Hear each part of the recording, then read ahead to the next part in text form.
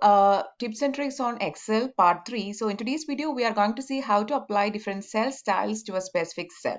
Now in Excel, there is different cell styles you can apply to a specific cell to show some conditions or any specific information if you want to pass on. So in order to do that, just go to home. You can see cell styles. Click on that. You can have different options here. So you can do the cell styling based on good, bad or neutral format. You can have various options. It can be normal, bad, good or neutral.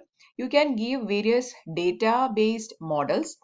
It can be a calculation, check cell, explanatory, input, linked cell, note. You can format it as output or even warning text. So this cell is getting different formats based on the different styles that we are applying to that cell. Now you can give it as a heading format, heading 1, heading 2, heading 3, or like a title or even like a total cell.